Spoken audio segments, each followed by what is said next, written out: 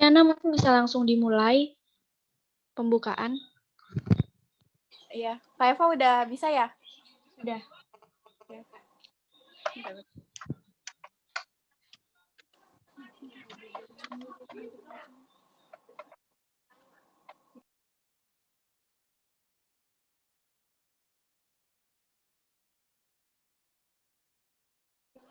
Bentar. Ketahuan nggak sih, Wit, kalau pakai ini? Siang Mbak Bella, Mbak, ini Mbak dari Semarang.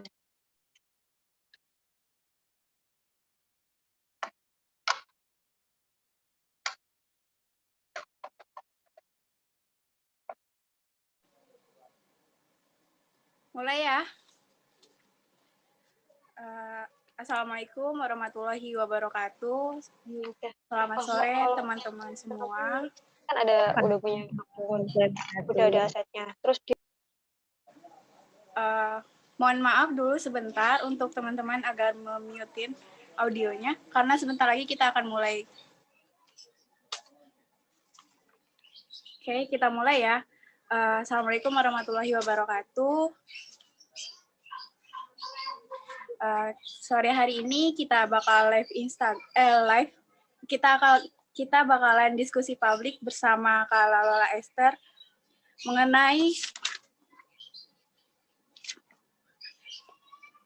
mengenai anggaran responsif gender. Baik, perkenalkan nama saya Tiana Octavia dari LSF Tangerang yang akan memoderatori diskusi publik pada sore hari ini. Sebelum kita buka diskusi pada sore hari ini, berikut ada sambutan yang pertama yang akan disampaikan oleh Kak Eva Nurcayani sebagai Presidium Nikah Studi Feminis Tangerang. Kepada Kak Eva, dipersilahkan. Oke, terima kasih banyak Tiana. Sebelumnya selamat siang kawan-kawan, selamat siang Mbak Lola. Saya mengucapkan mohon maaf sekali karena atas keterlambatannya dan terima kasih banyak juga telah bersedia untuk bisa menjadi narasumber pada diskusi publik Lingkar Studi Feminis Tangerang dan Perempuan.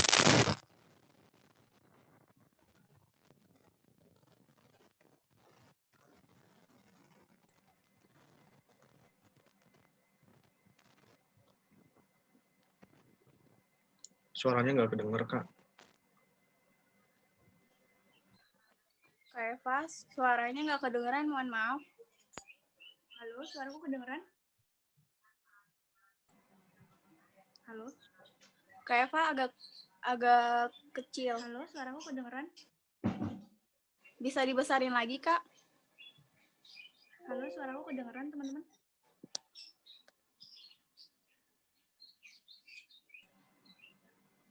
Coba headsetnya dicolok lagi aja, Kak.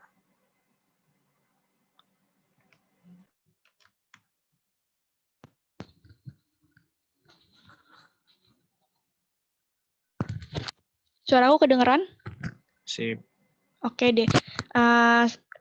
Kita ulangi ya. Selamat siang kawan-kawan semua, selamat siang juga Mbak Lola. Saya mewakili Lingkar Studi Feminis Tangerang dan juga Perempuan Mahardika mengucapkan terima kasih banyak atas kesediaan dan waktunya untuk bisa menjadi narasumber pada diskusi publik siang hari ini mengenai perempuan dan anggaran responsif gender. Terima kasih banyak. Kemudian juga mohon maaf atas keterlambatannya terkait diskusi pada hari ini. Kemudian juga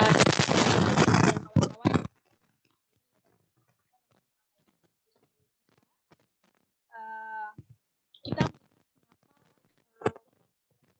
itu perlu juga membahas mengenai membahas atau tahu tentang anggaran responsif gender karena kita lihat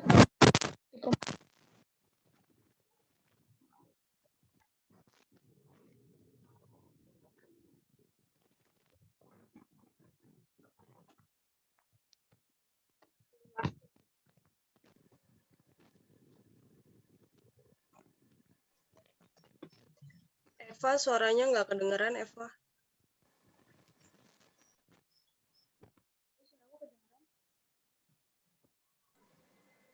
Kak Eva, mohon maaf, suaranya nggak kedengeran, Kak. Coba headsetnya dicabut lagi, Kak. Halo, suaraku kedengeran? Ini kedengeran cuman kecil. Mungkin aku nggak panjang-panjang gitu ya Kak. Kenapa hari ini Mahardika dan Lingkar Studi Feminis Tangerang membuat tema tentang perempuan dan anggaran responsif gender, karena melihat bahwa sangat penting perempuan muda itu untuk tahu terkait proses-proses anggaran responsif gender, karena itu juga berpengaruh kepada pembangunan perempuan misalnya di dalam pendidikan, kemudian juga kesehatan kayak gitu. Mungkin nanti untuk lebih jelasnya bisa nanti bersama Mbak Lola bisa berdiskusi lebih dalam lagi terkait anggaran responsif gender. Terima kasih banyak. Itu aja Kak Liviana. Baik, terima kasih Kak Eva. Untuk selanjutnya, di sini kita bakal membacakan CV. Yang pertama dari CV Kak Billy ya. Nama Raden Ahmad Rosidin Brilianto, tempat tanggal lahir Yogyakarta 5 November 1999, alamat Pakuan Regensi Jaya Dewata, Blok A9, nomor 10, Kelurahan Balumbang, Jaya, Kecamatan Bogor Barat, Kota Bogor.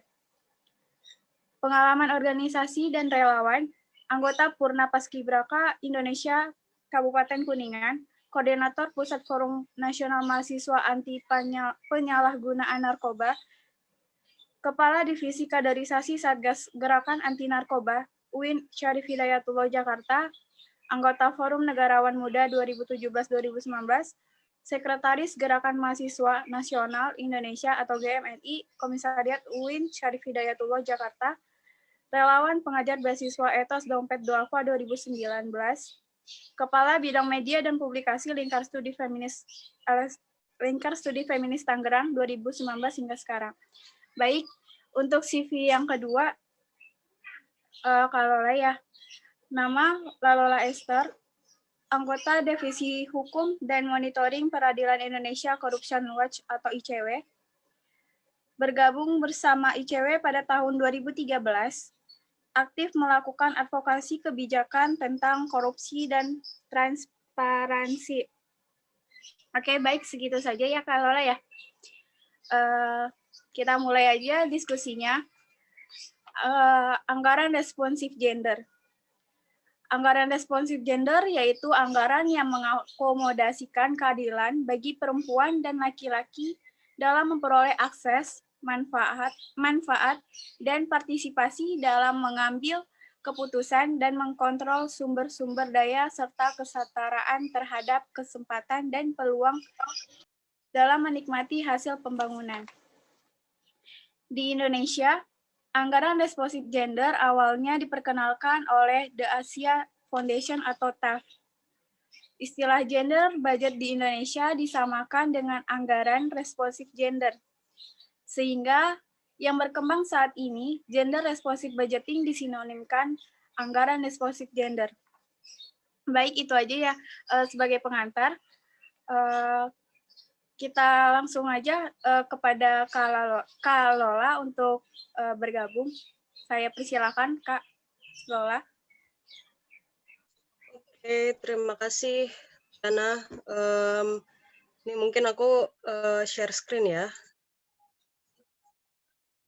Oh, sudah. Oke, dibantu sama Eva.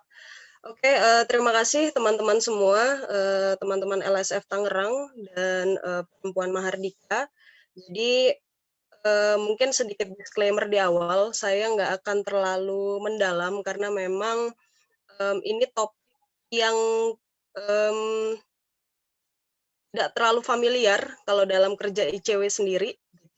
Gitu ya, kalau bahwa terkait pemantauan anggaran secara umum itu memang kami lakukan, tapi secara lebih spesifik terkait anggaran responsif gender ini belum menjadi kerja yang kami fokuskan begitu. Tapi saya rasa dengan diskusi ini kedepannya cewek bisa juga lebih mendalam juga gitu ya, memperhatikan terkait dengan topik ini. Oke, saya akan mulai terkait dengan anggaran responsif gender. Sebenarnya nanti di akhir saya berharap kita bisa sedikit latihan, tapi rasanya nggak perlu nanti saya sharing sedikit aja gimana melakukan pemantauan anggaran secara umum ya. Oke, kita akan mulai. Jadi sebetulnya memang tidak ada definisi yang terlalu ajak untuk pengaruh utamaan gender atau PUG, namun memang konsep tersebut muncul pada dokumen rekomendasi konvensi UN Women di Nairobi tahun 1985, khususnya angka 111 pada bagian basic strategies development atau pembangunan. Nah, teman-teman di situ bisa sambil dibaca apa itu pengaruh utamaan gender atau gender mainstreaming ya, atau PUG mungkin untuk lebih lebih singkat lagi. Jadi di bagian 111 itu ini pada intinya ingin yang yang diwarnai merah itu, jadi bringing women into the mainstream of the development process on an equal basis with men or other measures designed to integrate women fully in the total development effort.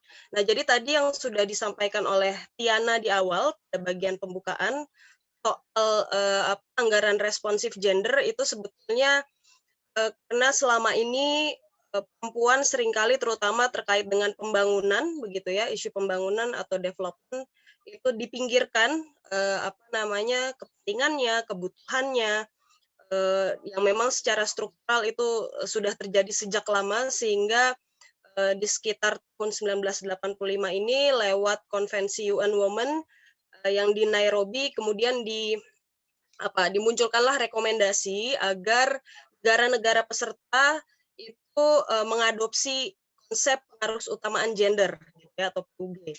Tujuannya apa ya tadi, kalau selama ini ada masalah struktural di mana perempuan itu dipinggirkan, tidak diakomodasi kepentingannya dalam proses pembangunan, itu kemudian dia harus dirangkul dan harus menjadi bagian integral gitu ya dari proses pembangunan itu sendiri. Gitu. Jadi secara umum itu soal pengaruh utamaan gender atau PUG.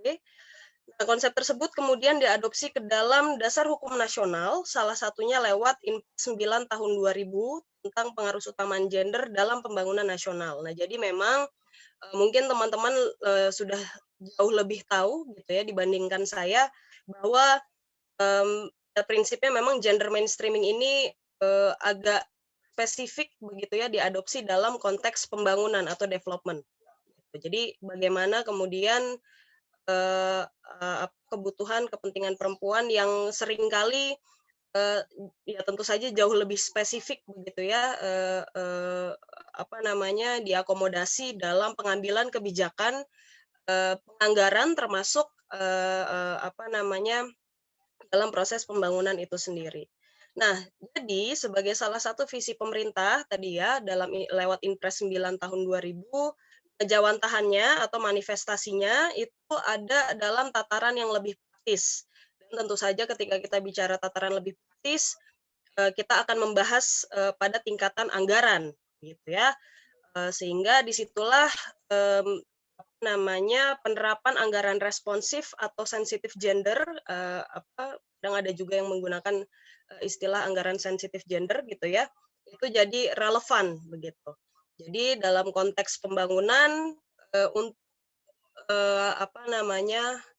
melaksanakan visinya pemerintah yaitu pengaruh utamaan gender, dibuatlah anggaran yang responsif gender. Asumsinya ketika itu dilakukan, kebutuhan dan kepentingan perempuan sebagai kelompok begitu itu terakomodasi dan tergambar lewat anggarannya gitu, anggaran yang tadi kita sebut sebagai anggaran responsif gender atau ARG. Ya, jadi secara sederhana yang dimaksud dengan ARG adalah keseluruhan proses mulai dari perencanaan, penyusunan, pelaksanaan hingga monitoring dan evaluasi anggaran yang berdasarkan pada konsep pengaruh utamaan gender atau PUG ya. Tujuan ARG tadi ini sudah sempat saya sampaikan tapi saya ulangi kembali, pada dasarnya adalah untuk memastikan bahwa upaya penyetaraan gender ya seperti akses terhadap pendidikan, akses terhadap kesehatan, pentasan angka kematian ibu, kesehatan reproduksi dan lain-lain sebagainya itu berjalan hingga ke tahapan paling teknis gitu. Karena balik lagi kita ketika bicara anggaran itu memang sudah pada tataran teknis begitu ya. Nah, selanjutnya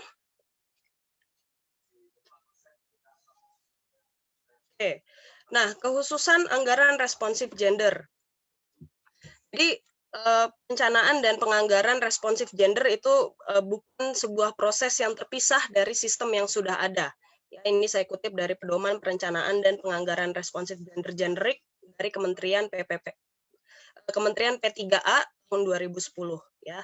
Jadi dia tidak terpisah, tapi dia sama seperti feminisme mungkin ya, itu adalah pisau analisis. Dia jadi pisau bedahnya. Bagaimana kita bisa mengidentifikasi apakah anggaran sudah memenuhi nilai-nilai kesetaraan gender, misalnya, dan keadilan gender, sehingga apa yang disebut dengan anggaran responsif gender itu sebetulnya tidak terpisah dari mekanisme penganggaran secara umum. Gitu. Dia adalah pisau bedah yang memang ada tujuan spesifiknya gitu ya. Tadi kalau balik ke PUG ya tujuan spesifik ARG itu memang untuk memenuhi PUG ya. Jadi selain dasar hukum terkait penganggaran secara umum, ada Undang-Undang Keuangan Negara, ada sistem pembangunan gitu ya, Undang-Undang Sistem Pembangunan dan lain sebagainya, yang spesifik bicara soal ARG atau anggaran responsif gender, dia memang ada di tataran yang jauh lebih teknis ya. Cantolan utamanya untuk konsep pengarus utamaan gendernya tadi kita sudah ingat Inpres 9 tahun 2000, lalu peraturan-peraturan turunannya yang sifatnya lebih teknis ada antara lain di Peraturan Menteri Dalam Negeri nomor 15 tahun 2008, lalu ada juga Surat Edaran Bersama Menteri Negara Perencanaan Pembangunan Nasional atau Bappenas, nomornya nomor 0142/M .ppn dan seterusnya. Lalu ada juga PMK atau Peraturan Menteri Keuangan nomor 119/PMK.02 tahun 2009. Lalu ada juga PMK atau Peraturan Menteri Keuangan nomor 104/PMK.00/2010 atau tahun 2010. Lalu ada juga Peraturan Menteri Dalam Negeri nomor 67 tahun 2011. Jadi kalau teman-teman perhatikan memang dia sifatnya sangat teknis begitu ya, sehingga dasar-dasar hukumnya itu ada di level peraturan menteri atau surat edaran ya. Karena untuk dasar hukum yang lebih tinggi seperti yang tadi sudah disampaikan di poin awal, bahwa perencanaan dan penganggaran responsif gender itu adalah proses yang integral sebetulnya dengan mekanisme penganggaran secara umum. Jadi dasar-dasar hukum yang lebih tinggi terkait penganggarannya itu ada di undang-undang yang lain. Ya, ini yang saya bicarakan secara lebih spesifik. Ini yang berkaitan dengan ARG atau anggaran responsif gender. Oke, di bagian selanjutnya kita akan masuk ke hal yang lebih umum. Kenapa? Balik lagi tadi ya, bahwa ARG itu bagian dari mekanisme penganggaran secara umum. Nah, ini tadi ketika saya sampaikan aturan-aturan atau dasar-dasar hukum yang secara umum mengatur soal penganggaran, ini yang saya maksud ya. Jadi proses penganggaran untuk perencanaan itu dasar hukumnya ada di Undang-Undang 25 2004. Teman-teman bisa sambil cek juga judul undang-undangnya. Lalu untuk pembahasan dan penetapan ada 3 dasar hukumnya, ada Undang-Undang 17 2003 tentang Keuangan Negara, lalu Undang-Undang 1 2004, Peraturan Pemerintah 58 2005 itu untuk pembahasan dan penetapan. Ya, lalu untuk pelaksanaan ada dasarnya di Perpres 54 tahun 2010.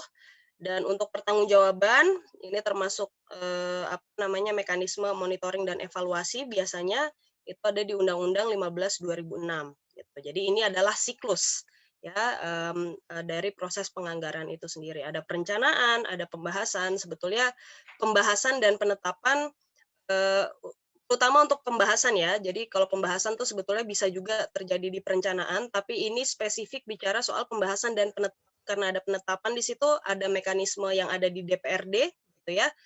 Jadi itu jadi proses yang terpisah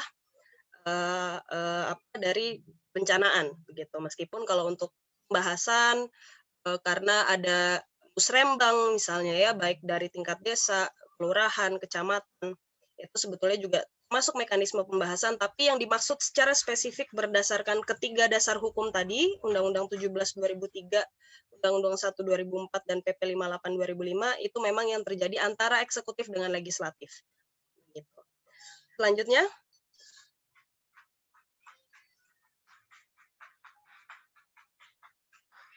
Oke, nah ketika kita bicara soal penganggaran, tentu kita akan bicara soal proses politik ya, prinsip politik pada proses penganggaran. Nah, jadi soal pelibatan masyarakat itu juga sebetulnya sudah dijamin dalam undang-undang ya, Undang-Undang 25 tahun 2004 bab 2 pasal 2 ayat 4 huruf D. Jadi itu sebetulnya dasar di mana pelibatan masyarakat, terutama bahasanya ya, stakeholder gitu ya, pemangku kepentingan atau beneficiary, penerima manfaat, itu sebetulnya ada di situ. Jadi masyarakat sebagai penerima manfaat itu harus terlibat sebetulnya dalam proses penganggaran ya. Lalu ada juga prinsip soal tertib, taat pada peraturan perundang-undangan, efisien, ekonomis, efektif, transparan, bertanggung jawab, prinsip-prinsip good governance gitu ya, atau tata kelola pemerintahan yang baik.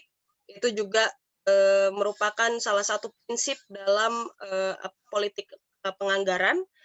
Itu semua ada di PP 58 2005 bab ketiga pasal 4 ayat 1. Lalu untuk proses penyusunan sendiri, penyusunan program itu prinsipnya penyusunan program itu harus terintegrasi secara kegiatan, fungsi, organisasi, dan wilayah. Ada keterkaitan dan konsistensi antara perencanaan, penganggaran, pelaksanaan, dan pengawasan. Nah, jadi kalau kita kembali ke proses yang tadi, itu adalah satu bagian integral gitu ya. Jadi apa yang sudah direncanakan sebaiknya itu juga dianggarkan dan dilaksanakan begitu, baru di akhirnya nanti ada pengawasan atau monitoring evaluasi bahasa lainnya. Begitu. Dan ini kembali lagi diatur dalam Undang-Undang 25 tahun 2004 bab 2 pasal 2 ayat 4 huruf C gitu. Selanjutnya. Nah, sama seperti proses politik pada umumnya, ini kan sebetulnya soal tarik-menarik kepentingan gitu ya. Jadi ketika kita bicara soal politik anggaran, itu sebetulnya proses tarik-menarik kepentingan di antara para pihak dalam menentukan kebijakan skala prioritas yang terkait dengan pembangunan, menentukan kebijakan alokasi ya, berapa besar budget yang dialokasikan untuk kegiatan tertentu, untuk lembaga tertentu dan lain sebagainya, dan menentukan penegasan kekuasaan gitu. Nah, jadi memang budgeting itu atau penganggaran itu memang tidak terlepas dari proses politik tentu saja begitu ya. Dan ini rasanya juga sejalan dengan dengan apa yang kita kenal, misal kalau di tengah gerakan feminis, the personal is political begitu ya. Jadi tentu saja terutama dalam proses penganggaran, pembuatan kebijakan, regulasi, dan lain sebagainya itu memang masuk ke dalam ranah proses politik gitu. Ada dimensi politik di situ, masuk juga politik anggaran. Nah, jadi ketika kita mengidentifikasi apakah sebuah anggaran sudah responsif gender atau tidak, itu sebetulnya juga kita sedang melakukan analisis terhadap politik anggaran itu sendiri gitu.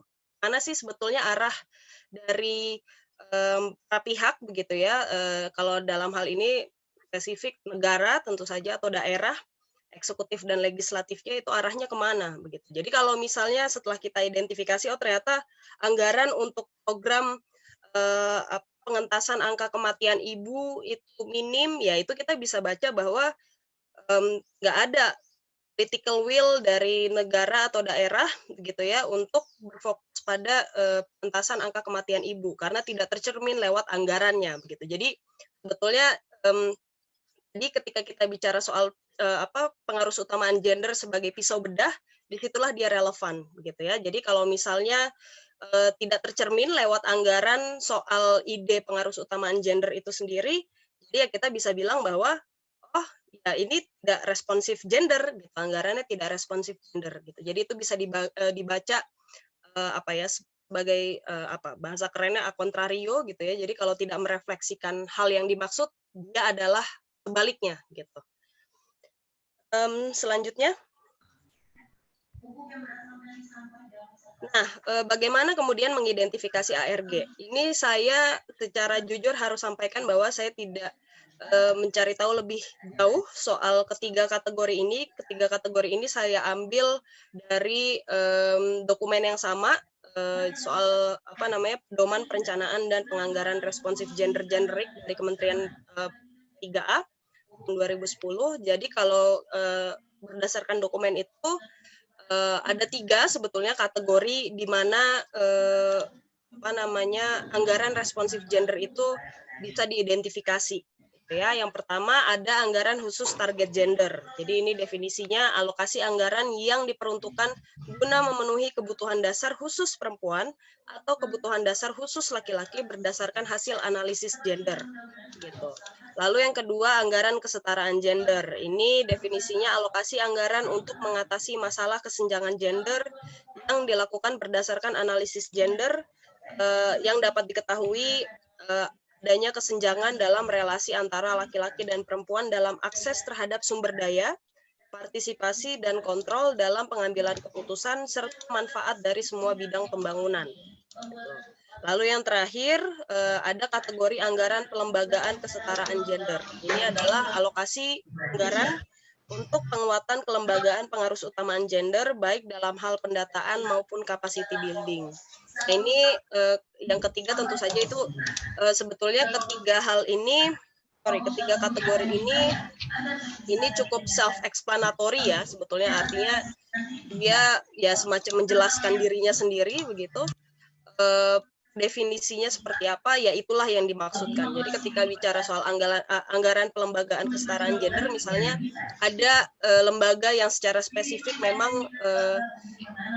tugasnya begitu ya, tugasnya adalah untuk meningkatkan kesetaraan gender atau mendistribusikan keadilan, ya meningkatkan kesetaraan atau keadilan gender dan lain sebagainya. Jadi misalnya apa? Komnas Perempuan begitu ya, dia ketika ada anggaran yang memang ditujukan untuk Komnas Perempuan sebagai lembaga itu bisa dibaca sebagai anggaran pelembagaan kesetaraan gender, karena tugas utamanya Komnas Perempuan antara lain adalah untuk menjamin kesetaraan gender berjalan, keadilan gender berjalan dan lain sebagainya begitu ya.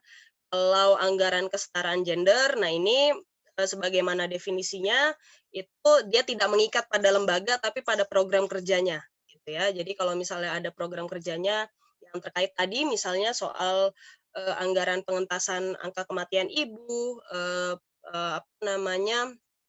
terus soal kesehatan reproduksi misalnya KB dan lain sebagainya, itu bisa masuk ke dalam anggaran kesetaraan gender gitu. Selanjutnya, nah, kita kembali lagi ke hal yang lebih umum, bicara soal pengawasan anggaran. Jadi bagaimana sih melakukan pengawasan anggaran? Nah, ini sebetulnya proses yang bisa dilakukan mulai dari perencanaannya, gitu ya. Lalu soal penyusunannya atau penetapan anggarannya, terus pelaksanaannya, sampai ke monitoring dan evaluasi. Jadi ketika melakukan pemantauan pada 4 proses tersebut, apa sih yang bisa kita identifikasi atau apa yang bisa kita pantau begitu ya? 1, pantau proses tahapan penyusunan, pembahasan dan penetapan dokumen perencanaan dan penganggaran. Gitu. Karena kalau tadi kita ingat, jadi pada dasar-dasar hukumnya ada Undang-Undang 25 begitu ya, ada Undang-Undang 17 2003 dan dasar-dasar hukum yang lain, itu kan sebetulnya ada mekanisme atau prosedur bagaimana perencanaan, pembahasan itu dilakukan. Nah, jadi kalau bicara soal pantau proses, yaitu berarti kita semacam checklist, oh sudah ada musrembang belum? Sudah gitu ya. Musrembang tingkat apa? Kelurahan. Musrembang tingkat apa lagi setelah kelurahan, kecamatan misalnya dan lain sebagainya. Karena dalam proses musrembang ini asumsinya para pihak termasuk penerima manfaat begitu ya yang menjadi tujuan dari anggaran tersebut itu sudah terlibat dalam prosesnya begitu. Lalu yang kedua, cermati konsistensi dan relevansi antara perencanaan dan penganggaran. Nah, ini sebetulnya yang seringkali jadi masalah ya. Jadi ada banyak kejadian di mana banyak kebutuhan yang disampaikan dalam proses musrembang misalnya itu tidak terakomodasi gitu ya. Jadi makin naik tingkatannya makin hilang itu kebutuhan itu. Nah, itu yang masih sering jadi masalah. Makanya kalau kita bicara tadi soal politik anggaran, itu yang harus kita perjuangkan memang salah satunya ya, bagaimana kemudian ketika dia sampai ke tahapan yang paling ujung, mana itu adalah pembahasan antara eksekutif dengan legislatif, itu kebutuhan-kebutuhan itu tetap terbawa gitu, sehingga dia tidak hilang dalam prosesnya. Karena apa ya, sebenarnya saya nggak bisa bilang otomatis juga, tapi itu proses yang sering kali terjadi gitu ya. Ketika ada banyak namanya usulan program, usulan anggaran yang muncul di tingkatan bawah, apa namanya, musyawarah desa gitu ya, atau musrembang desa, musrembang kelurahan, musrembang kecamatan, tapi kemudian pada tataran yang lebih tinggi lagi itu kemudian hilang gitu. Nah, itu yang sering terjadi. Makanya proses advokasi itu bisa dilakukan pada tingkatan itu. Nanti kita di slide bagian menuju akhir kita akan sedikit lihat gimana kemudian masyarakat sipil itu bisa mengambil bagian. Saya lanjutkan. Setelah soal mencermati konsistensi gitu ya, konsistensi antara perencanaan dengan penganggarannya, itu kita bisa berangkat ke layer selanjutnya, cermati koneksitas alokasi anggaran dengan prioritas program. Nah, ini kita bicara soal RPJMD misalnya atau RPJMN kalau tingkatannya nasional gitu ya, atau visi misi kepala daerah gitu. Kalau teman-teman mungkin pernah ingat yang tahun 2014 ketika Jokowi pertama kali terpilih begitu ya jadi presiden, seringnya masyarakat sipil ketika menyampaikan tuntutan gitu ya, kita akan ingatkan lagi ini Bapak pernah janji loh di Nawacita gitu. Nawacita adalah dokumen politik gitu ya, sehingga itu bisa ditagih. Sama halnya dengan visi misi kepala daerah misalnya. Jadi itu bisa jadi dokumen yang kita jadikan dasar untuk mencermati koneksitas tadi ya, keterkaitan antara alokasi anggaran dengan prioritas program gitu. Selanjutnya kita bisa melakukan analisis alokasi anggaran, tentu saja bandingkan dengan standar biaya, indeks harga, atau bandingkan dengan harga pasar. Ini kalau kita bicara soal, kalau dalam konteks penganggaran yang lebih umum, kita akan bicara misal soal ada nggak kemungkinan markup ya dalam anggaran gitu, atau justru markdown dan lain sebagainya. Nah, itu biasanya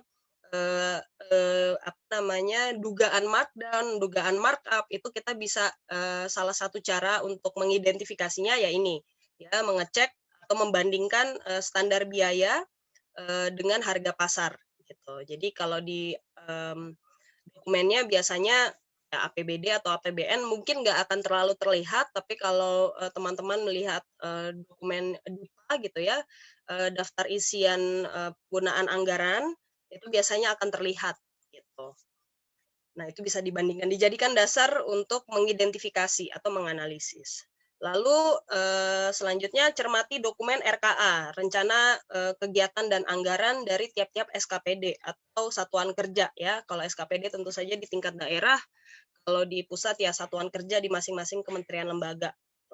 Lalu ya RKA SKPD yang memuat indikator kinerja secara lengkap gitu. Nah, ini juga bisa dijadikan dokumen analisis gitu. Jadi kalau kita bicara soal mengawasi, menganalisis, memantau gitu ya. Jadi ada serangkaian dokumen yang bisa kita jadikan dasar untuk menilai gitu. Lalu cermati pengulangan anggaran untuk program atau kegiatan yang sama setiap tahunnya. Nah, ini teman-teman saya nggak tahu apakah kita belum masuk ke slide yang ini, masih slide sebelumnya. Ya, kita ada di di box merah yang kedua dari kiri ya, soal cermati pengulangan anggaran untuk program atau kegiatan yang sama setiap tahunnya.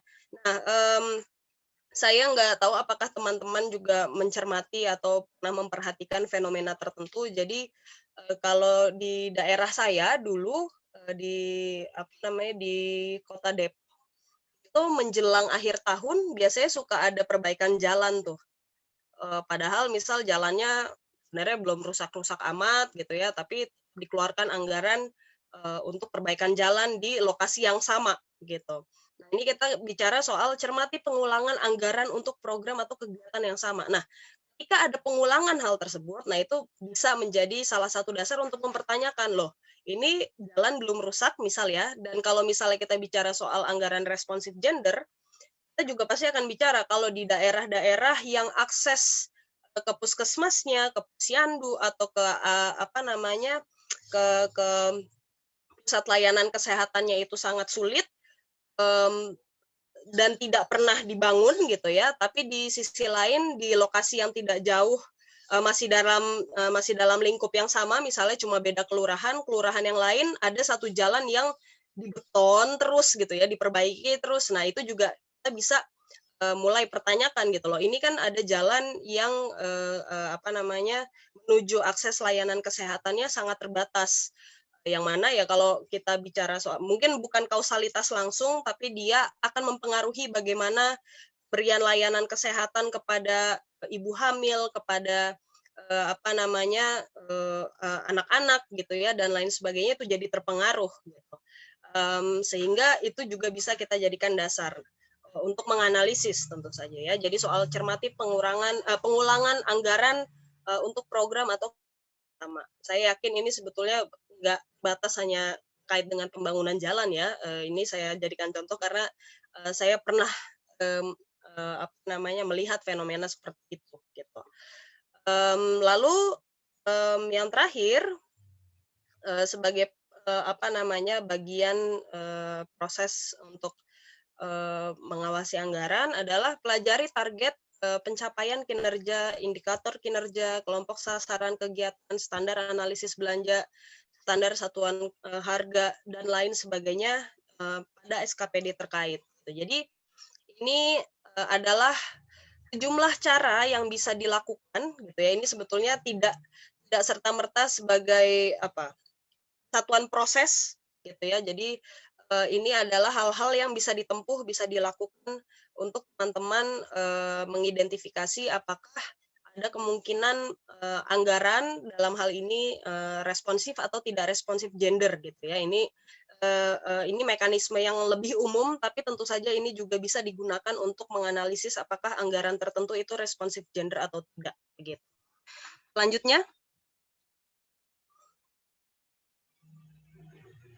Oke, nah ini yang tadi saya sampaikan bahwa di mana sih kemudian kira-kira masyarakat sipil atau teman-teman mahasiswi gitu ya, mahasiswa bisa mengambil peran gitu. Advokasinya bisa di mana? Nah ini mungkin bisa di full screen dulu untuk yang bagian ini karena nggak terlalu terlihat.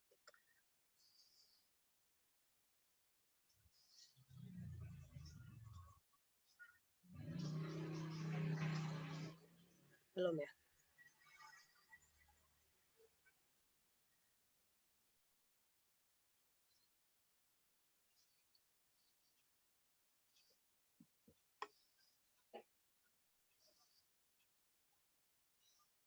Oke, ya. Nah, jadi teman-teman, tadi kita sudah ingat bahwa kalau dalam proses penganggaran itu sebetulnya ada 4 bagian, begitu ya. Ada perencanaan, tentu saja, ada penyusunan atau penetapan anggaran. Ini penyusunan masuk tadi bahasa lainnya pembahasan, gitu ya, pembahasan dan penetapan anggaran. Lalu ada pelaksanaan anggaran. Jadi setelah anggaran ditetapkan, disepakati sudah dalam bentuk perda APBD atau undang-undang APBN. Itu tentu saja ada pelaksanaan, lalu setelah pelaksanaan tentu saja ada mekanisme monitoring dan evaluasi. Gitu ya, monitoring evaluasi ini biasanya salah satu prosesnya adalah audit gitu ya. Jadi kalau ada audit BPK, audit BPKP itu sebetulnya bagian dari contoh kerja monitoring dan evaluasi anggaran. Nah, jadi teman-teman di sini bisa melihat agak spesifik, misal kalau untuk bagian perencanaan anggaran itu kita pasti mungkin sudah sedikit banyak tahu ada participatory budgeting gitu ya. Tadi ketika saya sampaikan soal proses musrenbang gitu ya, itu sebetulnya salah satu implementasi dari participatory budgeting gitu. Secara kegiatan itulah yang biasanya dilakukan untuk menerapkan prinsip participatory budgeting gitu ya. Jadi ada kalau misalnya musrenbang tingkat desa atau kelurahan itu komponen masyarakatnya ada ketua RT atau RW, kepala dusun, kepala desa, ada LPM, mungkin kalau ada wilayah adat, ketua adat gitu ya, kelompok perempuan tentu saja, kelompok muda, ormas dan lain sebagainya. Pada intinya menerima manfaat di tingkatan desa atas alokasi anggaran atau rencana program kerja tertentu itu di situ gitu ya. Jadi di pihak yang ikut membahas dan menentukan sebetulnya sebagai sebuah prinsip ya. Nah, lalu kalau dari proses perencanaan menuju penyusunan atau penetapan anggaran, apa kira-kira yang bisa dilakukan gitu ya. Nah, untuk advokasi ini memang terminologinya pakai organisasi masyarakat sipil atau CSO, Civil Society Organization. Ini tidak terbatas sebetulnya hanya bisa dilakukan oleh SO, tapi juga teman-teman yang secara kolektif punya komunitas juga bisa melakukan hal yang serupa ya, melakukan pendidikan dan penguatan komunitas untuk budget literasi gitu, lalu pembagian partisipasi dan transparansi ini halnya sangat teknis tapi perlu dicoba kalau misalnya memungkinkan gitu ya, mendorong adanya MOU, dorong adanya perda yang menjamin soal partisipasi publik gitu ya, dan memastikan soal relasi pemerintah dengan DPR atau DPRD dan juga parpol tentu saja. Jadi ini biasanya ya kalau misalnya ada anggota legislatif yang dikenal begitu ya, yang diketahui punya perspektif yang yang sama, misalnya punya concern issue yang sama, bisa diajak diskusi bahwa kita adalah konstituen Ibu A atau Bapak B gitu ya. Kita mendorong agar anggaran ini dimasukkan atau program kerja ini dianggarkan dalam APBD tahun sekian misalnya. Lalu untuk tahap penyusunan dan penetapan anggaran sampai ke pelaksanaan, ini kita bisa tadi ya melakukan analisis anggaran itu sendiri, cek soal konsistensi dan relevansi perencanaan penganggaran, penelusuran anggarannya sendiri, menganalisis struktur anggaran, realokasi dan lain sebagainya. Begitu. Lalu ada bagian pelaksanaan sampai menuju monitoring dan evaluasi, itu kita bisa hal-hal yang bisa dilakukan atau advokasi yang bisa dilakukan, meminta informasi terkait dengan anggaran bagi warga begitu ya. Tentu saja ini bisa juga menggunakan prinsip tadi soal konsistensi dan relevansi, misalnya tidaknya sasaran anggaran gitu ya. Kalau misalnya anggaran yang ada judulnya soal angka kematian ibu, pengentasan angka kematian ibu, apakah anggarannya sudah atau program kerjanya sudah berkontribusi pada upaya tersebut gitu ya. Bisa aja judulnya begitu tapi ternyata penganggaran dan program kerjanya tidak merefleksikan itu gitu ya. Itu juga bisa dilakukan. Lalu bicara soal efisiensi dan efektivitas. Jadi ini adalah mekanisme yang kita bisa kontribusikan dalam konteks monitoring dan evaluasinya gitu ya, pemantauannya.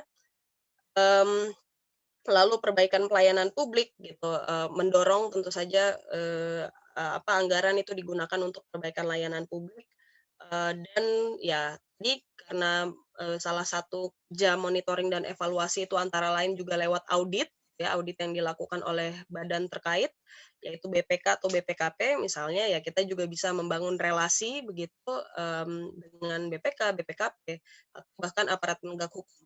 Ini konteksnya manakala kita melihat adanya dugaan tindak pidana di situ atau misalnya dugaan maladministrasi, kita bisa laporkan ke ombudsman dan lain sebagainya. Jadi ini ada tahapan menuju monitoring dan evaluasi, atau ya secara tidak langsung publik juga bisa melakukan monitoring dan evaluasi gitu ya. Dan pada bagian akhir, jadi ini kan balik lagi karena siklus dia kan berulang-ulang gitu ya. Ketika mau merencanakan kembali dari hasil monitoring, hasil evaluasi, kita bisa lihat misalnya bagaimana laporan pertanggungjawaban begitu ya. Terus soal apakah berangkat dari tadi sudah tepat atau belum begitu anggarannya diperuntukkan atau tujuan penerima manfaatnya itu sudah tepat atau tidak. Nah, itu bisa dijadikan dasar. Oh, ternyata rencana bahwa akan ada penurunan angka kematian ibu di desa tertentu itu belum tercapai gitu berdasarkan hasil monitoring dan evaluasi atau analisis yang teman-teman lakukan secara mandiri begitu ya, sehingga di perencanaan anggaran selanjutnya itu harus dimasukkan lagi dengan apa misalnya ada kekurangannya waktu di penganggaran sebelumnya, nah itu bisa diantisipasi untuk tidak diulangi gitu ya dalam proses perencanaan, itu bisa disampaikan begitu. Nah, jadi ini beberapa beberapa hal yang bisa dilakukan oleh masyarakat sipil, oleh kolektif, oleh komunitas, termasuk teman-teman sendiri dalam hal penganggaran gitu. Oke, selanjutnya.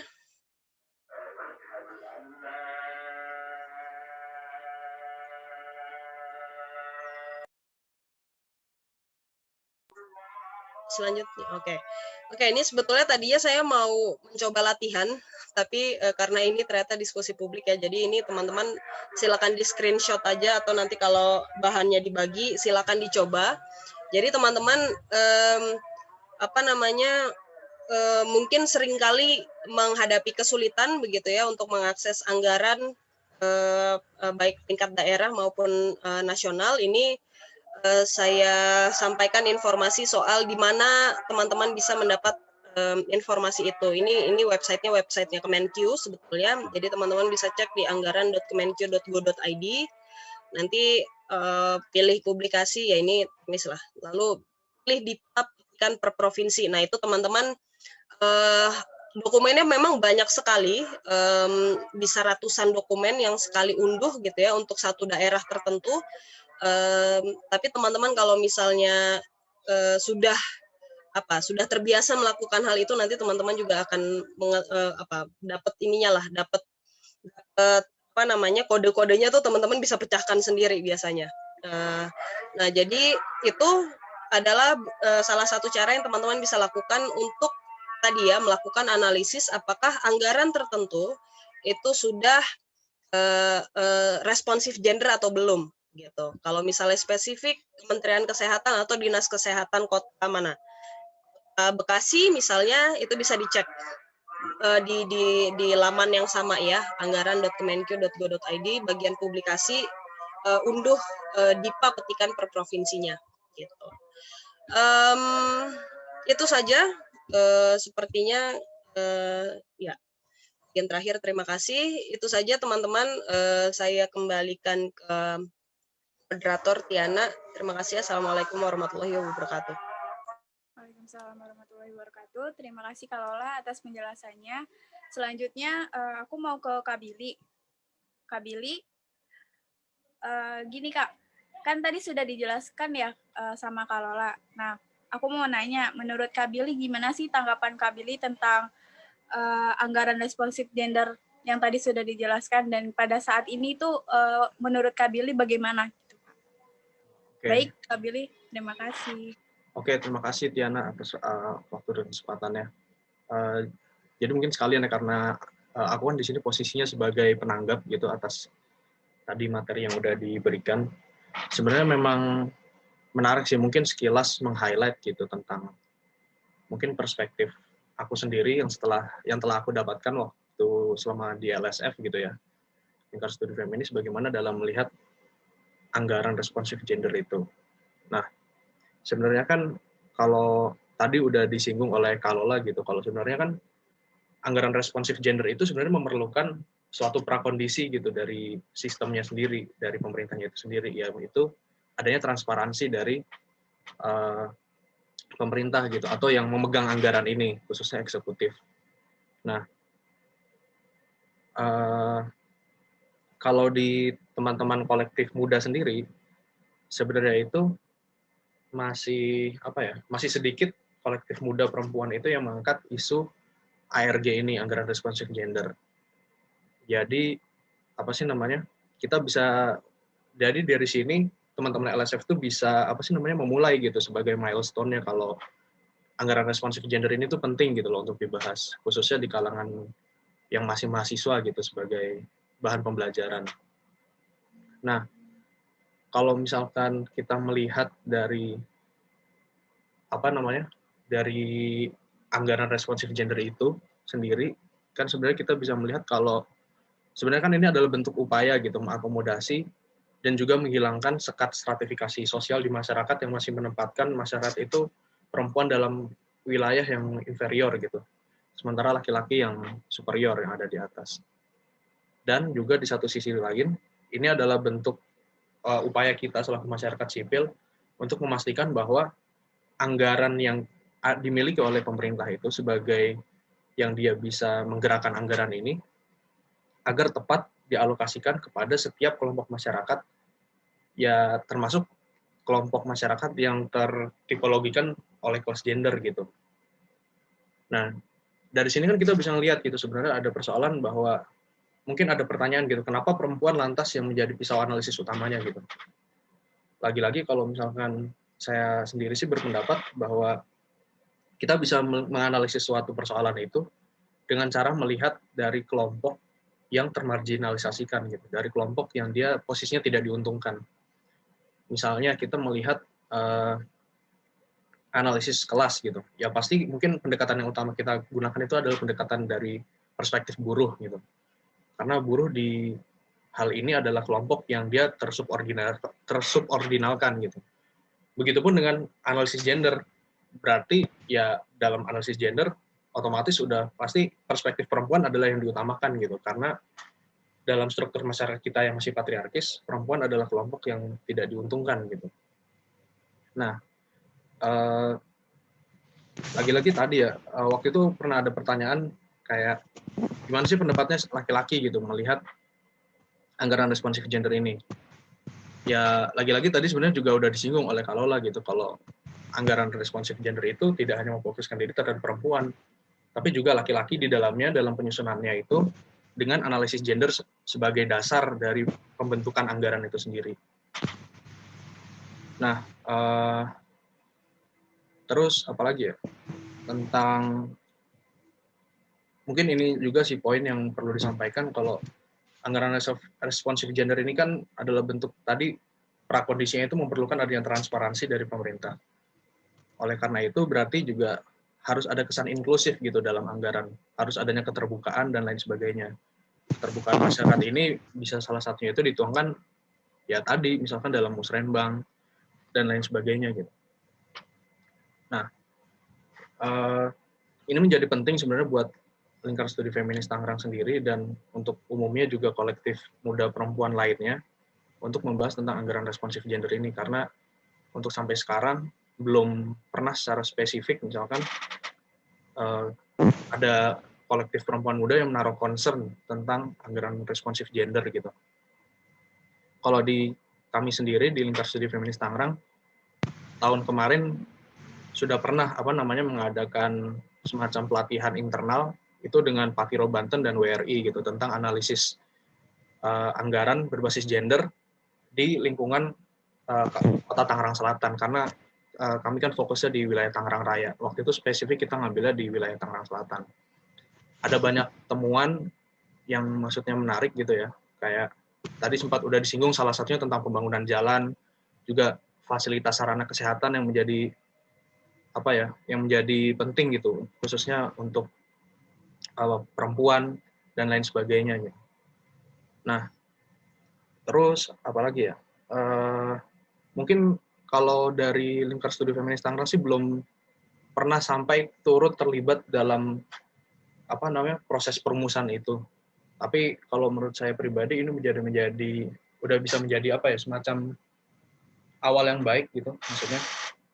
Jadi kita berusaha untuk mewujudkan kolektif muda perempuan itu yang melek dengan anggaran gitu. Karena bagaimanapun ya tadi udah disinggung juga oleh Kak Lola kalau anggaran itu kan adalah bentuk operasionalitas paling konkret dalam suatu kebijakan gitu. Nah dari sini kita bisa melihat sebenarnya potret pemerintah kita itu sekarang tuh kemana sih gitu.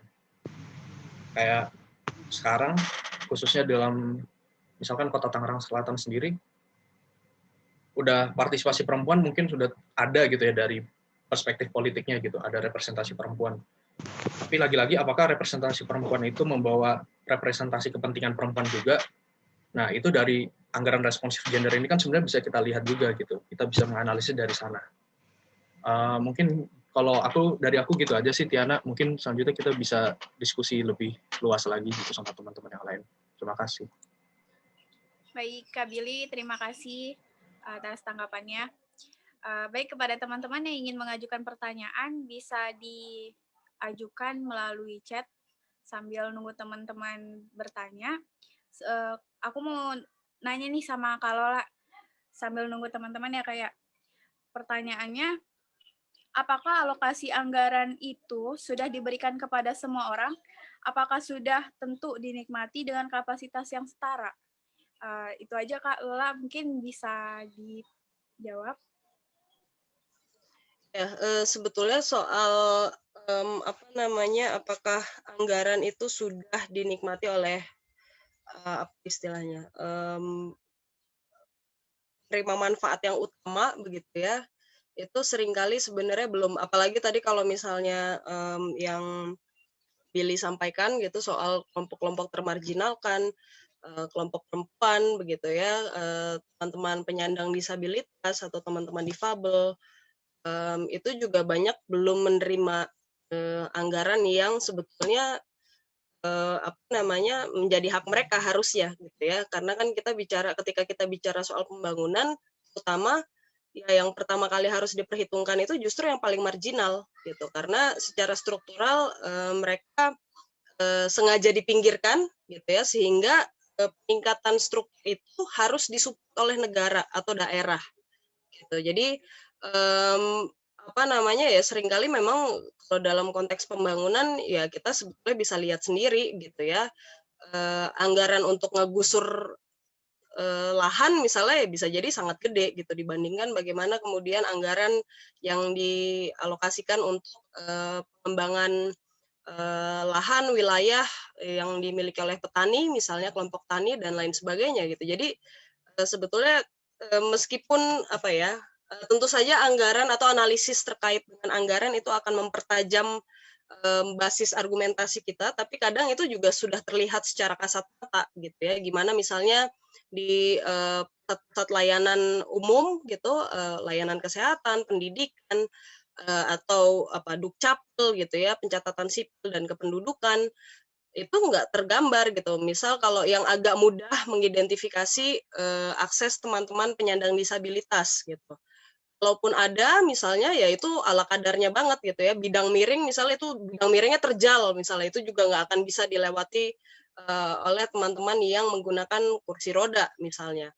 Dan hal yang serupa rasanya juga itu teman-teman bisa identifikasi dengan lebih mendalam terkait dengan soal pengaruh utamaan gender, soal kebutuhan kelompok perempuan di daerah, di desa gitu ya, tentu saja pasti akan berbeda dengan kelompok perempuan miskin kota gitu. Jadi itu kan layer-layer yang sebetulnya harus di-address gitu ya, yang harus diselesaikan sebetulnya oleh daerah dan pemerintah pusat gitu, negara gitu. Jadi ya balik lagi, kadang memang sekasat mata itu gitu, ya tentu saja analisis anggaran itu akan membantu memperdalam dan menajamkan argumentasi soal ini negara atau daerah memang ternyata tidak berpihak pada kelompok-kelompok yang termarginalkan, kelompok perempuan dan lain sebagainya.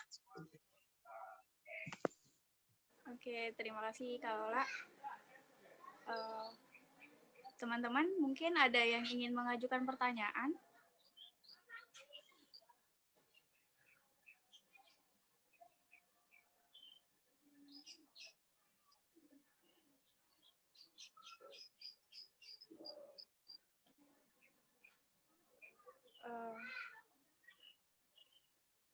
Kayaknya belum ya Kak ya.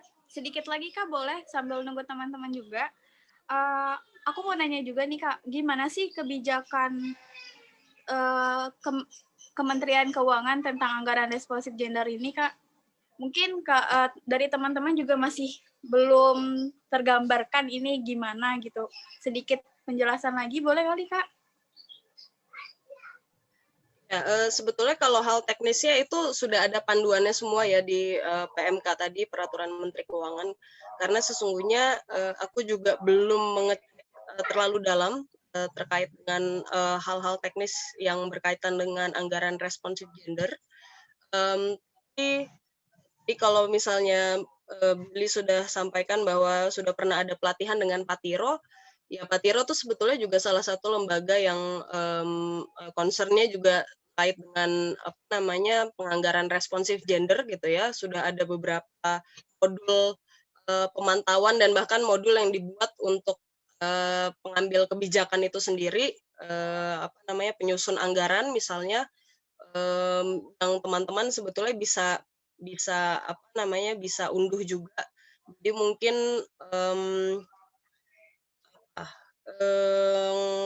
kalau untuk mekanismenya sendiri ini nggak ubahnya dari anggaran yang biasa, kembali lagi ya. Jadi yang biasanya perlu penegasan adalah soal kebutuhannya. Gitu. Jadi ketika penganggaran itu dilakukan kan tentu saja dia ada basis kebutuhannya gitu ya. Itu yang dipastikan. Ini sebetulnya nggak hanya berlaku untuk yang anggaran responsif gender, tapi secara umum apa namanya identifikasi soal kebutuhan, lalu soal kelompok yang disasar, kelompok utama yang disasar gitu ya, itu harus ada kejelasan. Apalagi ya, karena memang apa namanya kalau dia tingkatannya peraturan menteri begitu itu biasanya memang sudah sangat teknis gitu. Nah,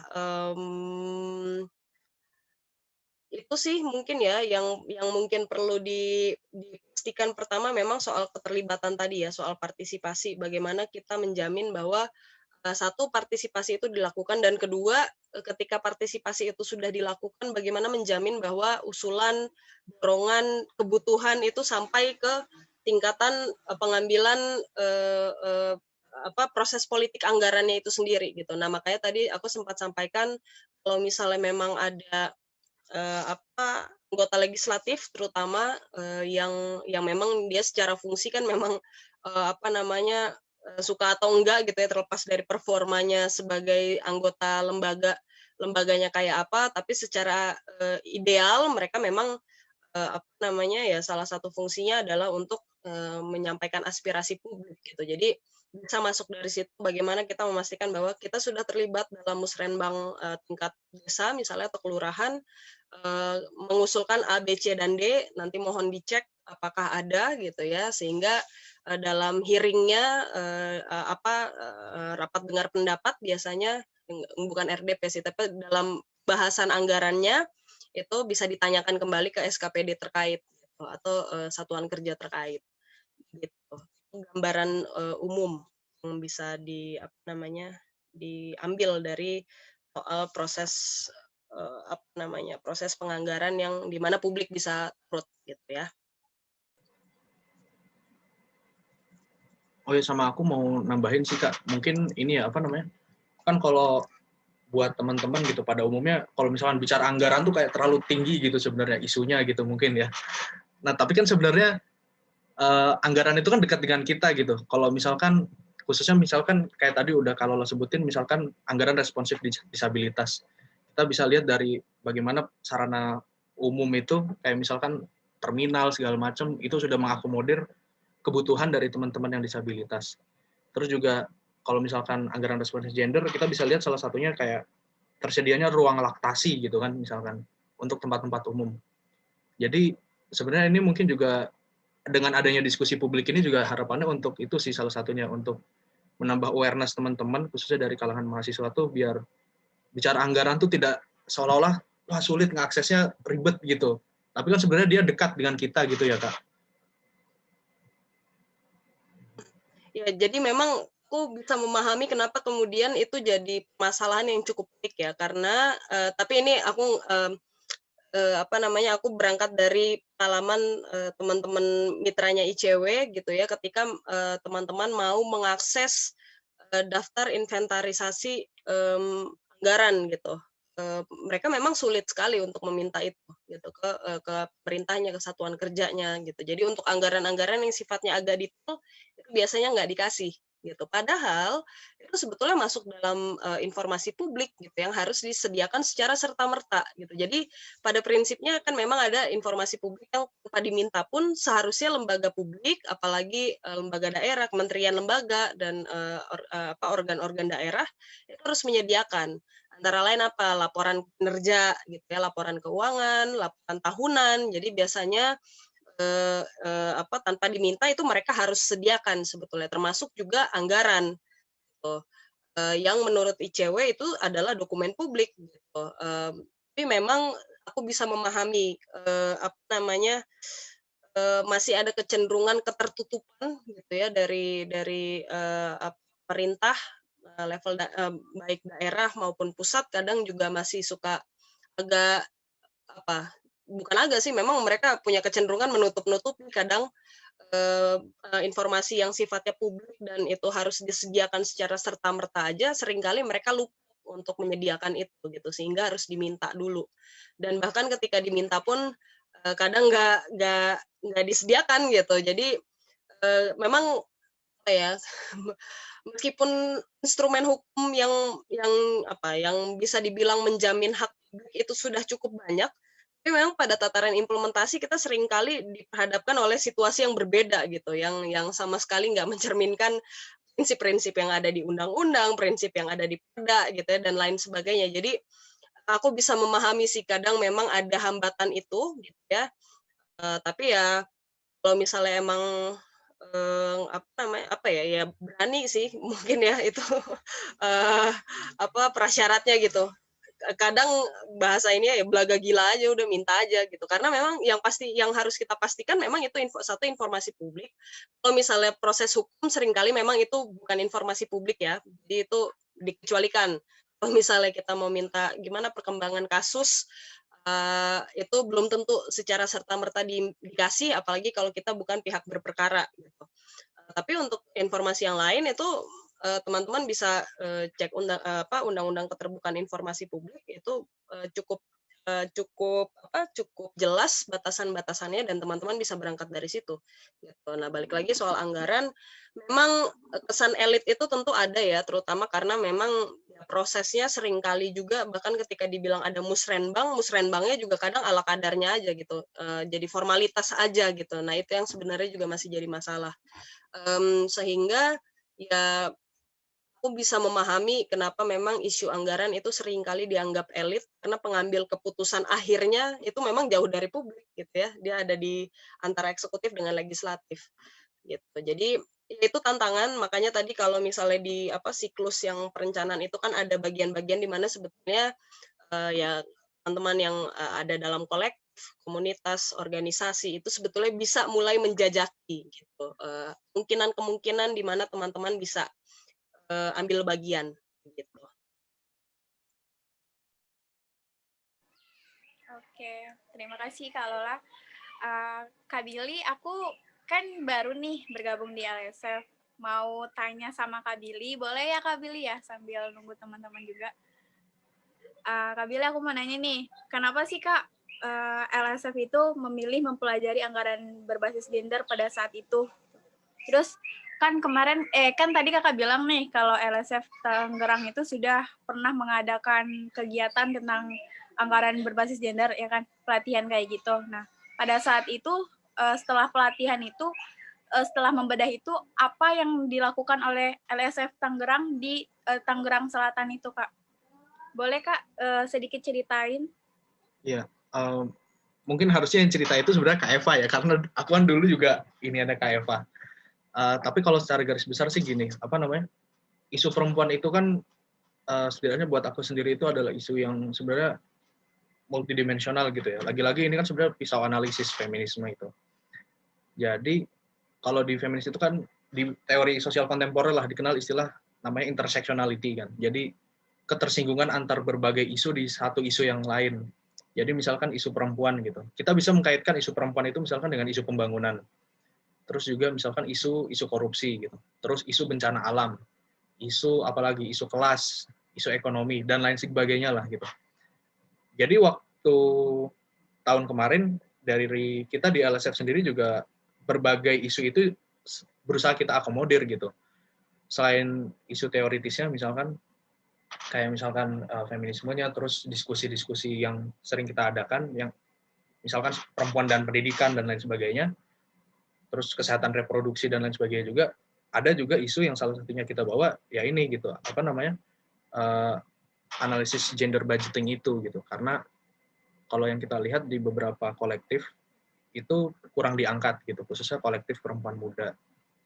Nah kalau masalah tindak lanjutnya itu nanti Kak Eva yang bisa cerita, karena kalau aku sendiri kurang bisa cerita itu gitu. Tapi ya itu, kalau kita sendiri mengatasnamakan lembaga selaku Lingkar Studi Feminis Tangerang belum pernah sebenarnya kalau setahu aku buat ikut terlibat gitu dalam proses perumusan dan lain sebagainya. Tapi kita udah pernah itu, salah satunya kita berkolaborasi sama Patiro Banten dan WRI buat belajar masalah gender budgeting ini gitu. Kayak gitu sih Tiana. Oke, terima kasih Kak Billy. Ini ada pertanyaan dari Kak Yesa.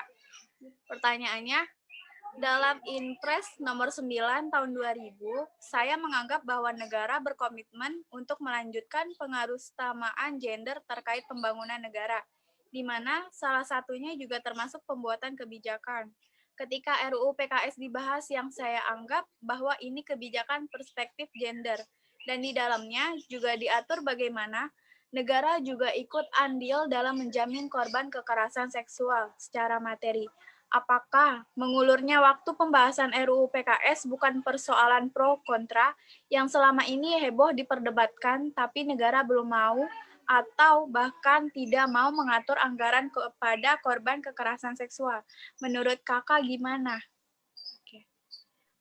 Kalau bisa dijawab. Ya, ini pertanyaan yang menarik ya. Saya karena belum pernah memikirkan kemungkinan lain bahwa apakah kemudian kewajiban negara untuk memberikan semacam jaminan material gitu ya untuk korban itu kemudian jadi pertimbangan kenapa kemudian RUU PKS itu tidak dilanjutkan pembahasannya, dikeluarkan dari prolegnas dan lain sebagainya. Saya nggak bisa jawab secara pasti, tapi kalau bicara soal kemungkinan ya mungkin aja gitu. Ini sebetulnya ada istilah yang sering dipakai soal rancangan undang-undang ya. Jadi ada rancangan undang-undang mata air, ada rancangan undang-undang air mata gitu. Nah, saya membayangkan RUU PKS ini rancangan undang-undang air mata gitu. Mata air tuh ya istilahnya duitnya banyak gitu. Yang mau dan berkepentingan terutama itu banyak gitu. Jadi ya, pertambangan, cipta kerja itu kan sebetulnya ingin ingin melindungi pundi-pundi uang dari terkait gitu ya. Yang kalau misalnya teman-teman pernah baca liputannya Tempo dengan Auriga, itu disebutkan bahwa 40% anggota DPR RI itu punya bisnis. Jadi ya otomatis politik anggarannya akan terefleksikan dari identitas mereka gitu ya, bahwa mereka itu pebisnis, pengusaha, dan banyak juga yang pengusahanya di sektor pertambangan atau minerba atau sumber daya alam lainnya gitu. Jadi ya RUU PKS ini yang sering kali disebut meskipun bercanda tapi rasanya ini cukup relevan gitu ya, RUU air mata gitu, karena nggak ada keuntungan yang mungkin bisa didapat secara material oleh pembahas dalam hal ini gitu ya. Jadi ya kalau misalnya mau bilang bahwa nggak negara nggak peduli sama keadilan dan kesetaraan gender, ya salah satunya memang dari RUU PKS itu kita bisa lihat bagaimana dinamika yang terjadi kan. Pembahasan dilakukan banyaknya juga oleh laki-laki gitu misalnya, yang mungkin realitanya berbeda jauh dengan apa yang dialami dan dirasakan perempuan sebagai korban kekerasan seksual misalnya. Bukan kemudian nggak ada laki-laki korban kekerasan seksual, justru karena ada dan itu tidak terefleksikan dari pengambil kebijakannya gitu ya, sehingga itu juga jadi masalah yang sangat pelik gitu. Bagaimana secara umum korban kekerasan seksual itu tidak pernah mendapat dukungan gitu ya, dan perlindungan dari negara gitu. Sehingga akhirnya terefleksikan bagaimana rancangan undang-undang yang sekian lama ini sudah disuarakan dan kebutuhannya itu sudah apa istilahnya, ini kebutuhan yang nggak bisa dielakkan gitu. Ini kita butuh perlindungan terhadap korban kekerasan seksual, tapi tidak juga jadi kita bisa melihat dan menilai bahwa politiknya itu kita nggak bisa pegang gitu. Politiknya politik keuntungan saja gitu.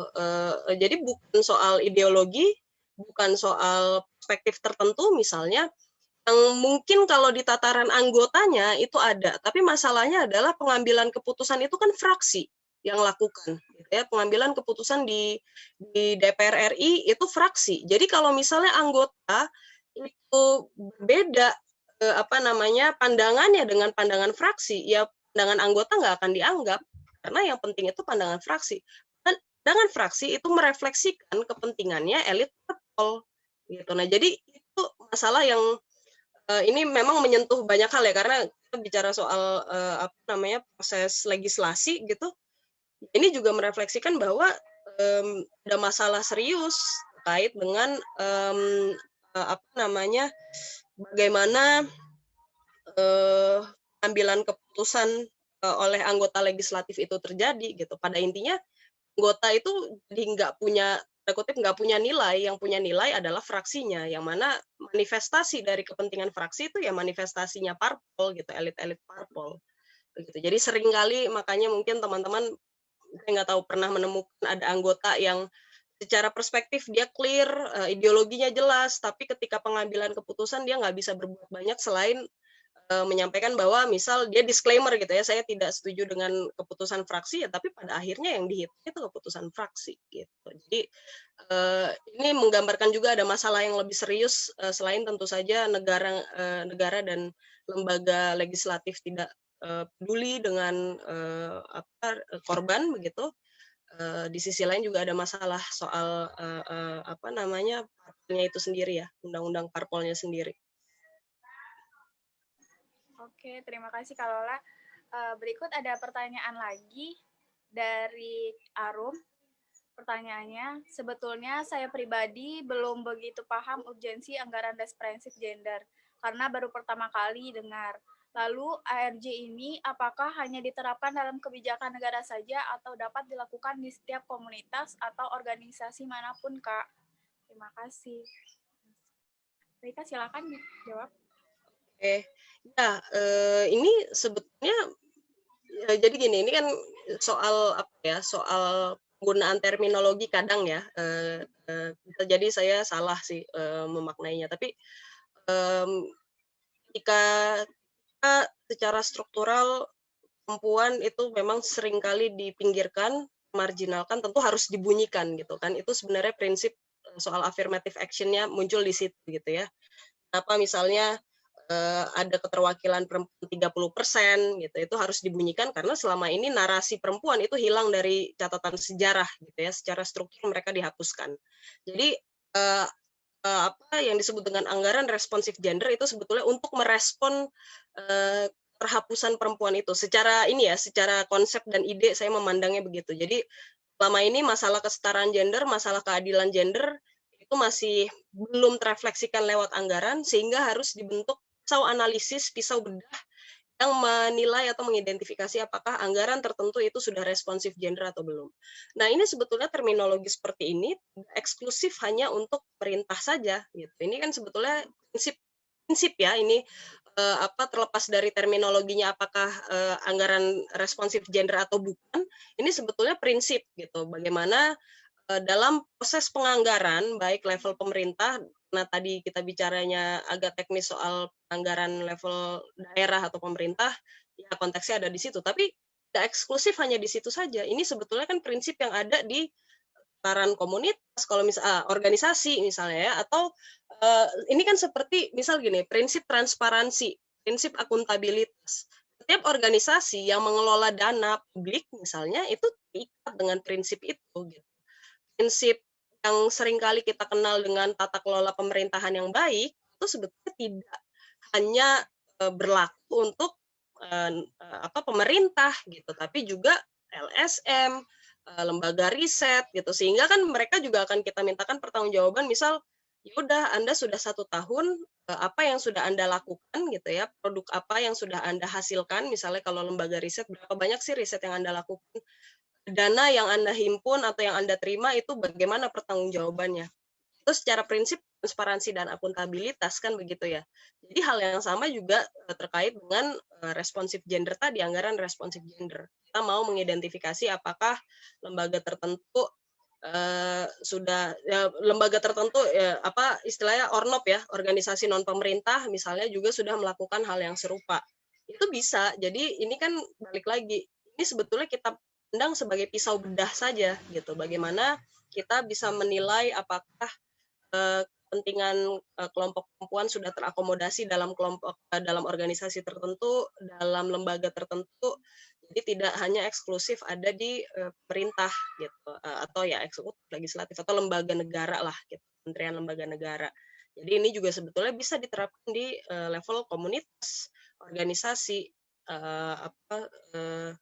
organ-organ non pemerintahan gitu ya. Jadi sangat mungkin kok. Jadi kalau misalnya mau diidentifikasi ya bisa aja apakah misalnya kalau pakai contohnya Billy di kantor LSM tertentu ada ruang laktasinya enggak gitu. Nah, itu kan sebetulnya juga gambar bagaimana apakah ada perspektif gender ketika melaksanakan kerja tertentu, merancang program tertentu dan lain sebagainya begitu.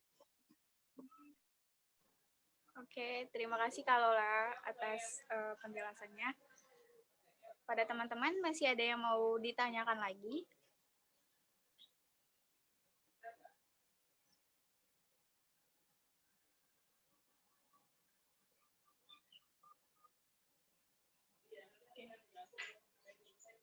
Kayak sambil nunggu teman-teman lagi ya Kak ya. Oke, sambil nunggu ini teman-teman lagi buat bertanya, aku mau nanya lagi nih Kak, sedikit. Kan ini aku juga baru pertama kali membahas tentang anggaran responsif gender dan baru tahu juga.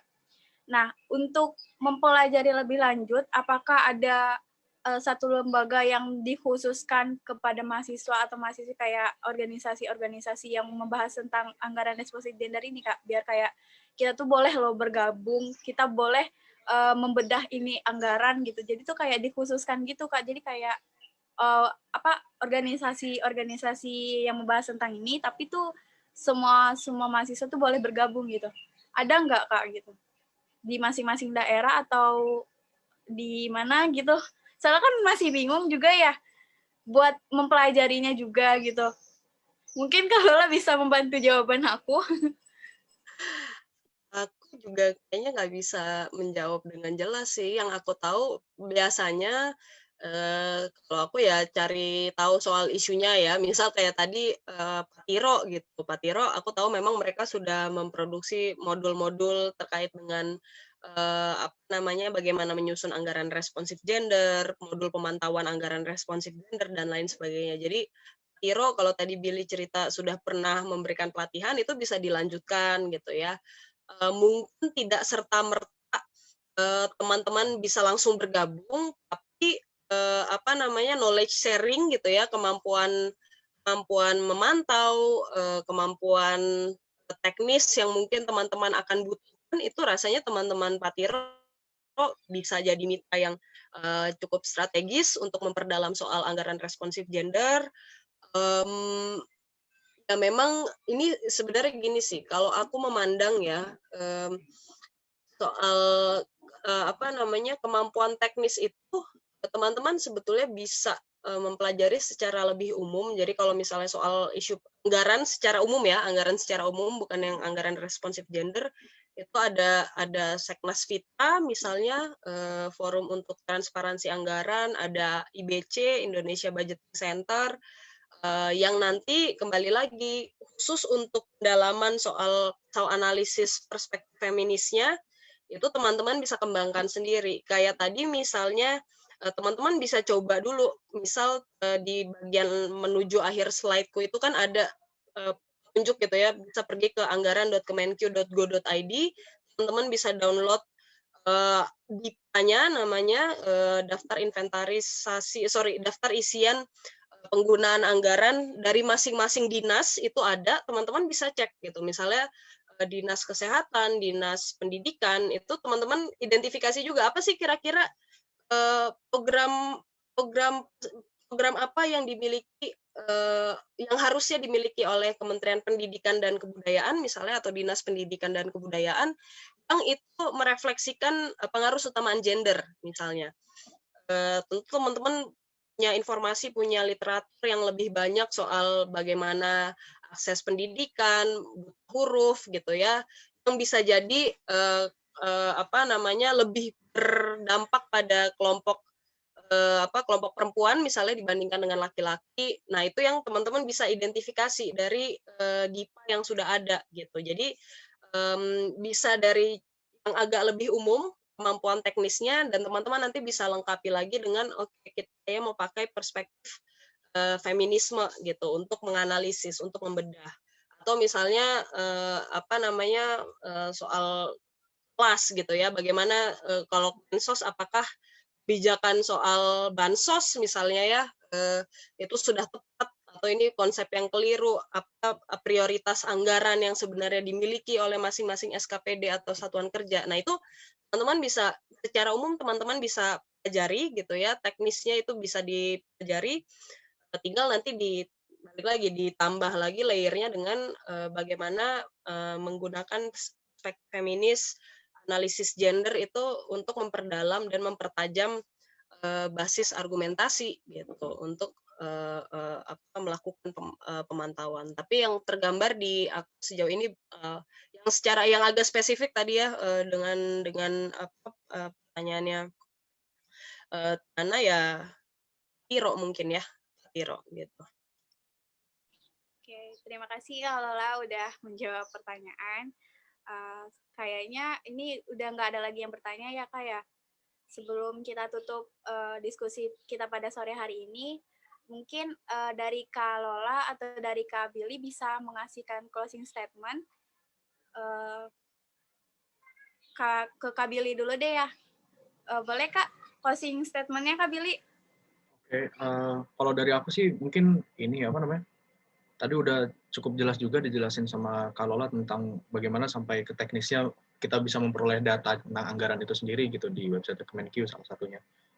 Mungkin kalau dari aku ini aja sih sebenarnya, isu perempuan itu emang, isu tentang perempuan itu emang nggak bakal ada habisnya sebenarnya. Terus juga kayak tadi yang udah aku jelasin, kalau dari isu perempuan itu ada banyak hal sebenarnya bisa kita angkat gitu. Bukan hanya isu-isu yang identik dan spesifik menjadi isu perempuan, kayak misalkan kesehatan reproduksi dan lain sebagainya, tapi ada juga isu-isu yang dia menyangkut hajat hidup orang banyak gitu, yang bahkan bukan perempuan, kayak misalkan isu lingkungan, dan salah satunya juga isu tentang gender budgeting ini gitu. Prakondisinya sih kalau yang aku tangkap dari diskusi kali ini mungkin ada beberapa gitu, salah satunya tentang transparansi pemerintah, terus juga tentang partisipasi publik, dan mungkin tentang kerangka teoritis yang kuat agar kita bisa menggunakan itu sebagai pisau analisis kita melihat anggaran itu sendiri. Kalau dari aku gitu aja sih, Tiana. Oke, terima kasih Kak Billy. Untuk Kak Lola, dipersilakan Kak closing statement-nya.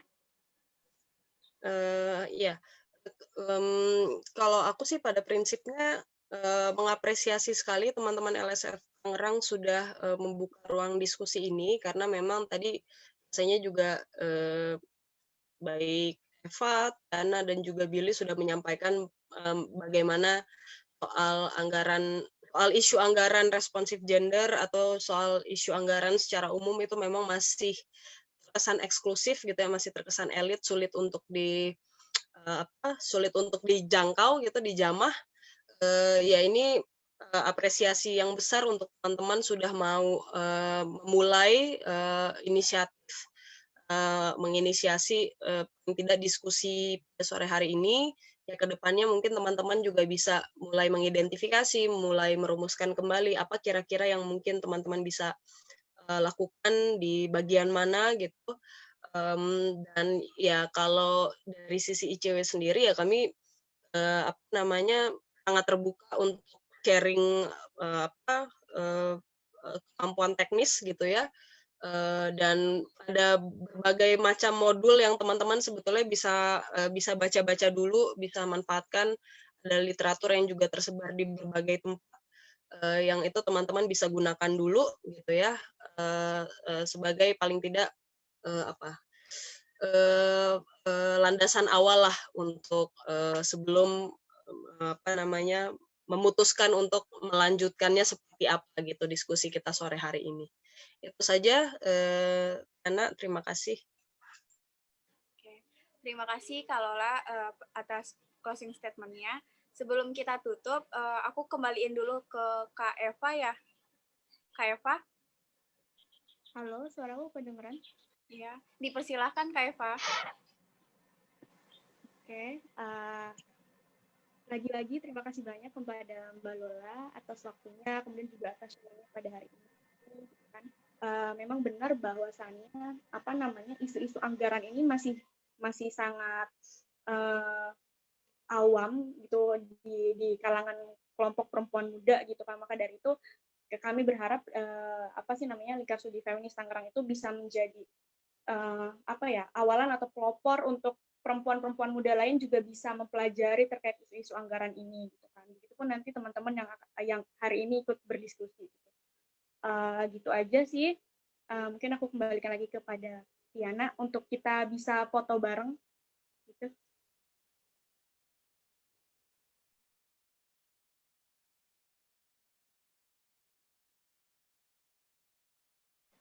Oke, terima kasih Kak Eva. Terima kasih juga Kak Lola atas sore harinya, ilmunya yang bermanfaat juga. Terima kasih Kak Billy atas tanggapan-tanggapan dan sharing juga.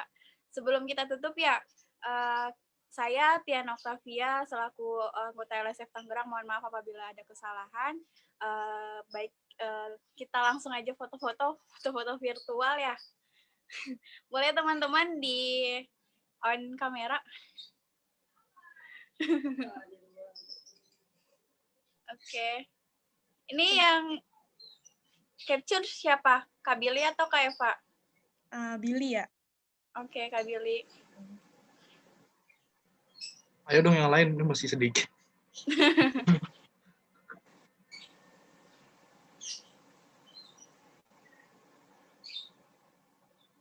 Kasih aba-aba lah, Bil. Masih sedikit, Kak, mau sekarang. Nggak apa-apa sih kalau ini. Yang lain dong.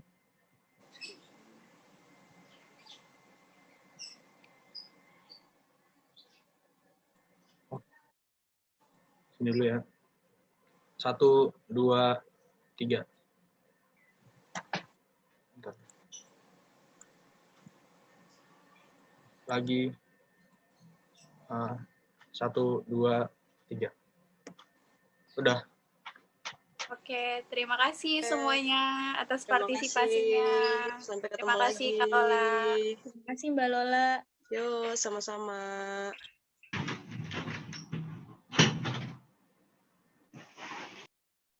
Sampai jumpa ketemu lagi teman-teman. Sampai jumpa ketemu lagi. Sampai bertemu di diskusi selanjutnya. Oke, terima kasih semuanya untuk materinya. Oke. Terima kasih. See you.